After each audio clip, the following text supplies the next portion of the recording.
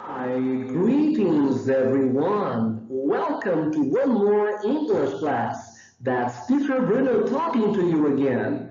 Olá novamente, como estão todos vocês? Meus cumprimentos. Bem-vindos a mais uma aula de língua inglesa. Sejam muito bem-vindos. Lembram de mim? Aqui é o professor Bruno falando com cada um de vocês, galera. So, what about getting started? One more class? E aí, que tal começarmos mais uma aula? Let's go! Well, for our today's class, we have two important things to be studied. Para a nossa aula de hoje, nós temos dois pontos, duas situações muito importantes a serem estudadas. The first one is Lesson 10 Exercises Correction. A primeirinha das situações é a aula 10, com a correção dos exercícios. After that, we have great news for today. E depois nós temos grandes novidades para hoje. Lesson 11, Comic Strip, Past Participle and Present Perfect. E nós temos a nossa lição nova, a lição 11, com o estudo de Comic Strip, que é a tirinha, Past Participle, particípio passado, e Present Perfect, presente perfeito. I promise, you will learn a lot. Eu prometo, vocês vão aprender de montão. So, let's go. Well, our first thing is about the correction of exercise 1, page 78.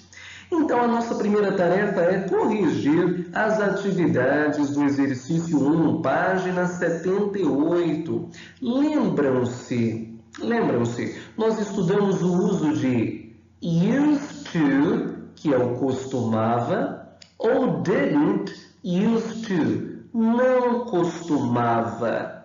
Na pergunta did, used to, para poder dar essa ideia de algo que se costumava ou não se costumava fazer no passado, coisas que nós tínhamos como hábito no passado e que hoje em dia nós não temos mais. No exercício A, completamos corretamente com used to wear, costumava usar, calçar, vestir. No B, didn't used to take, não costumava levar. Na letra C, completamos com uma pergunta. Lembram-se? Na pergunta começamos com did e depois used to have. Então, costumava ter, costumava possuir alguma coisa. Na letra D, did used to read.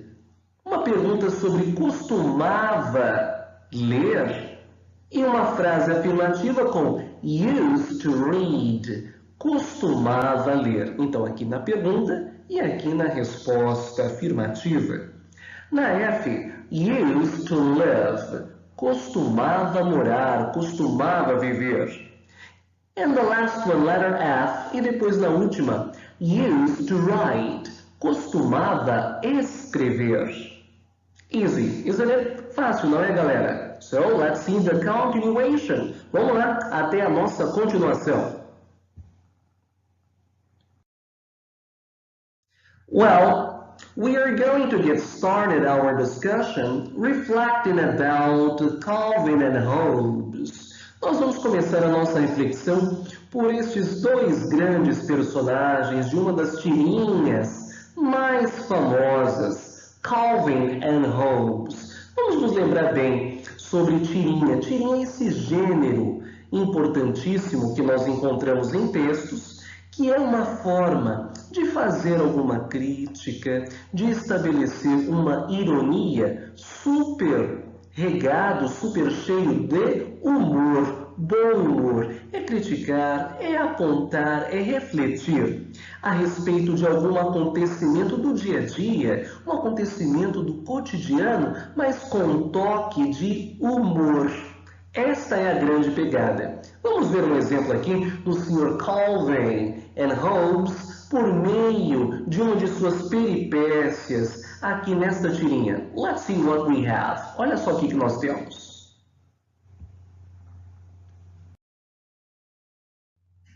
Well, in this comic strip, olha só o nome, comic strip, tirinha.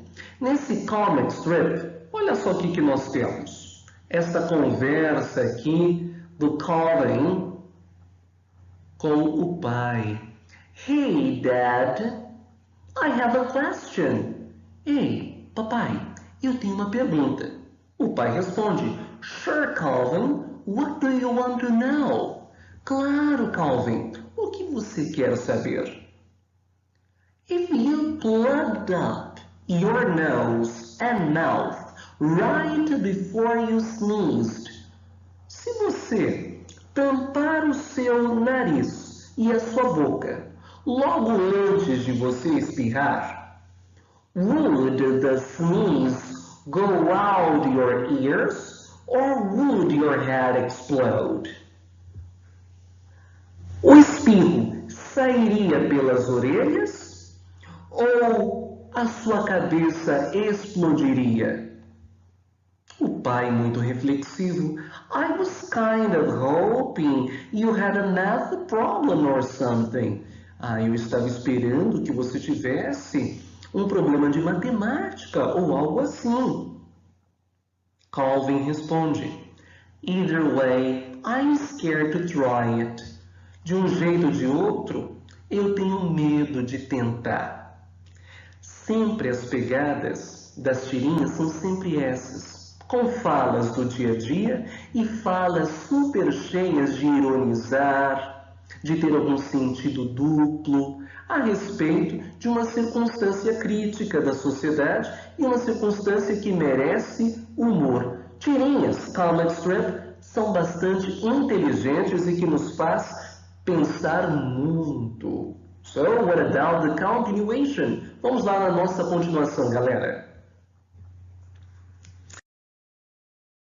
Well, let's see what we have. Olha só o que nós temos. Vamos relembrar uma coisa. Nós temos, em língua inglesa, dois tipos de verbos que nós vimos já um tempinho atrás. Os regular verbs, os verbos regulares, e os irregular verbs, verbos irregulares.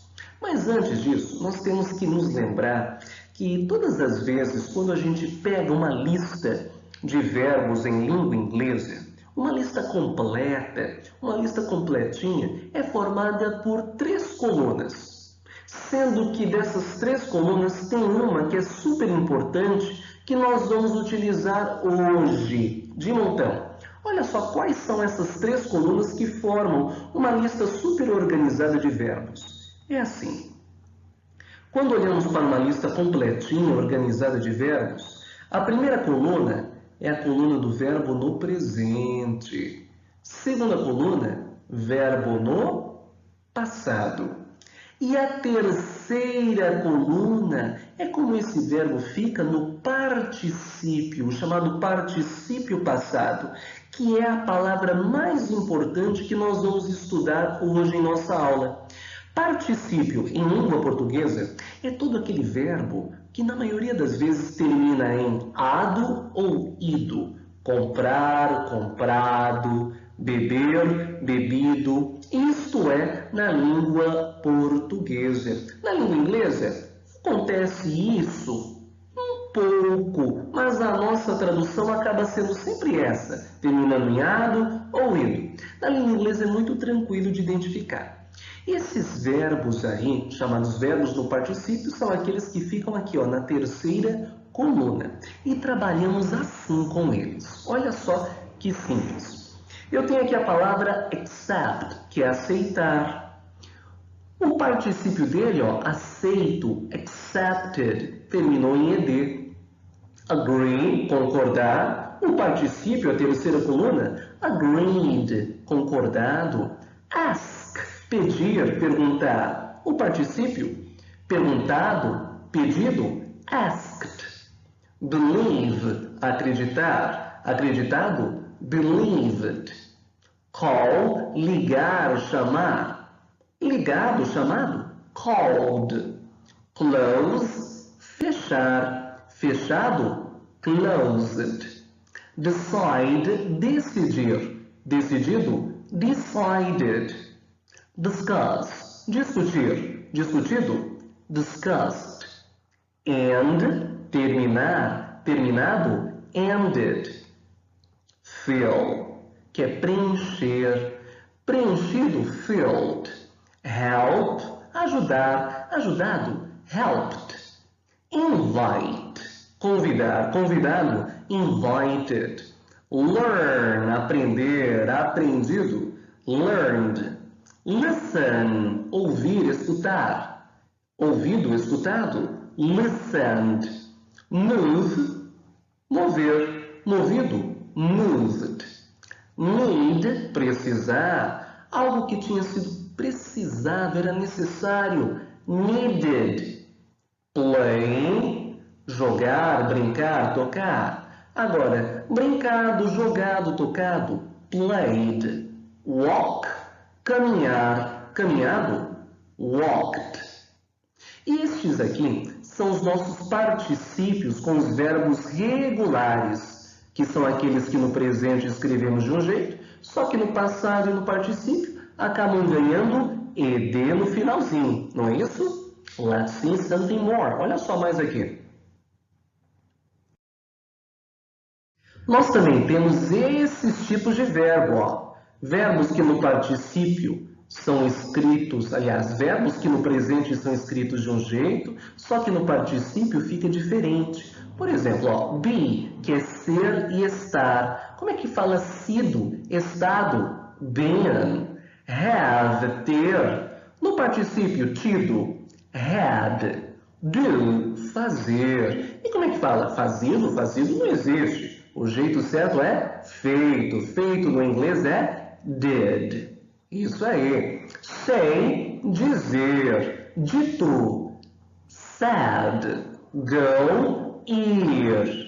Agora, ido para algum lugar. Gone. Get. Pegar, obter, conseguir. Então, obtido, conseguido. Gotten. Make, fazer. Feito, made. Estes são os verbos com seus particípios na situação de verbo irregular, aqueles que no presente escrevemos de um jeito, só que no passado ou no particípio ficam totalmente diferentes. Essa é a novidade. Let's see something more. Olha só o que nós temos mais. Well, here we have something important. Nós temos aqui uma coisa bem importante, gente. O presente perfeito.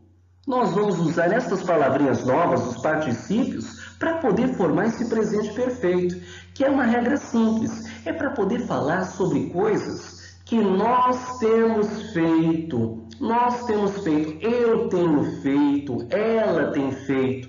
Para isso, usamos o quê? A palavra have e a palavra has. Esse have e has significam o quê? Ter, ter. Só que esse have é usado para algumas pessoas. O have é usado para a pessoa I, eu, you, você ou vocês.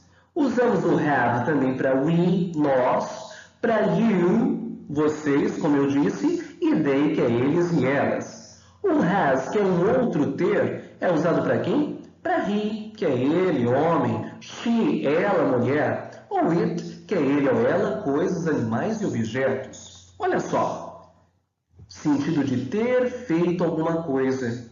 Usamos esse have e has, mais o verbo no particípio, que é o verbo dessa coluninha, dessa terceira coluna que eu apresentei a vocês. Olha só como fica. I have lost my keys. Eu tenho perdido as minhas chaves. You have eaten a lot of pizza. Você tem comido muita pizza. He has seen his friends. Ele tem visto os amigos dele. She has visited her parents. Ela tem visitado os pais dela.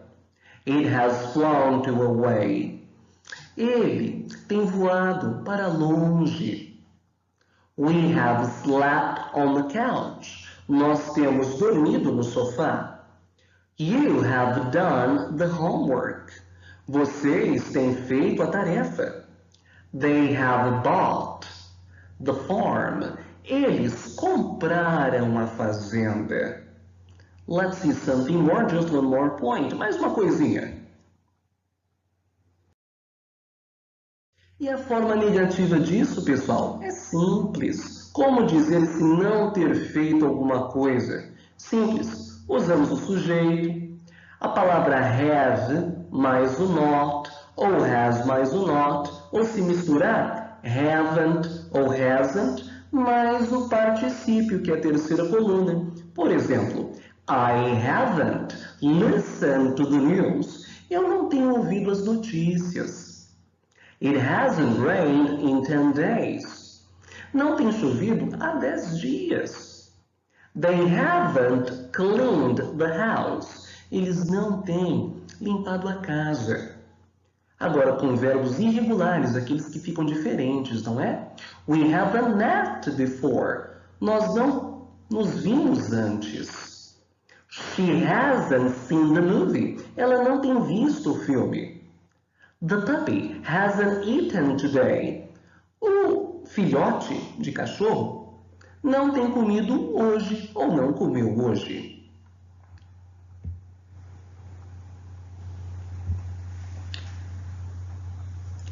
Well,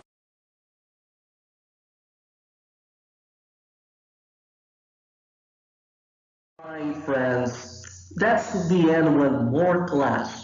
Aí chega o finalzinho de mais uma aula. I hope you have enjoyed a lot. Espero que tenham gostado, as well as you learn a lot, assim como aprendido bastante também. All the best for you, my dear friends. Tudo de bom a vocês, meus queridos amigos. And see you there. E até lá. Bye bye.